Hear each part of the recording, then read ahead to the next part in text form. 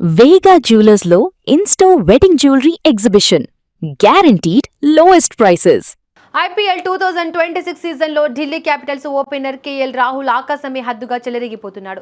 తాజాగా జైపూర్లోని సవాయ్ మాన్సింగ్ స్టేడియంలో రాజస్థాన్ రాయల్స్తో జరిగిన మ్యాచ్లో రాహుల్ సృష్టించిన విధ్వంసం మామూలుగా లేదు.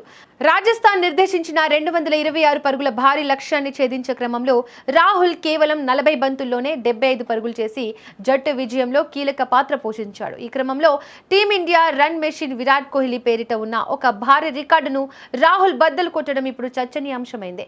ఐపీఎల్ చరిత్రలో రాజస్థాన్ రాయల్స్ పై అత్యధిక సార్లు 50 కంటే ఎక్కువ పరుగులు చేసిన భారత బ్యాటర్గా రాహుల్ అగ్రస్థానానికి చేరుకున్నాడు.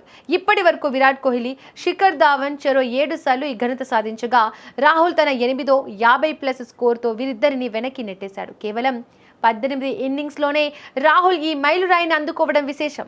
ఈ అద్భుత ఇన్నింగ్స్ ద్వారా Rahul legendary batter AB de Villiers రికార్డును కూడా సమం చేశాడు.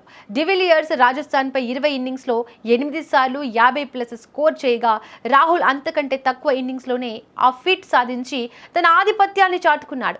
రాహుల్ ఇన్నింగ్స్లో 6 ఫోర్లు, 5 కళ్ళు చెదిరే సిక్సర్లు ఉన్నాయి. కేవలం 27 బంతుల్లోనే హాఫ్ సెంచరీ పూర్తి చేసిన రాహుల్ పవర్ ప్లే నుంచి ప్రత్యర్థి బౌలర్లపై విరుచుకుపడ్డాడు.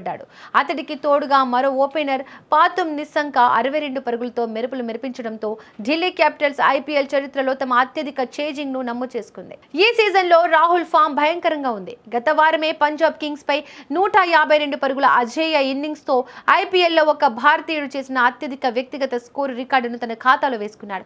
ఇప్పుడు రాజస్థాన్ మ్యాచ్ తో ఐపీఎల్ ఓపెనర్ గా 200 సిక్సర్ల మైలురాయిని దాటిన తొలి భారత ఆటగాడిగా కూడా నిలిచాడు.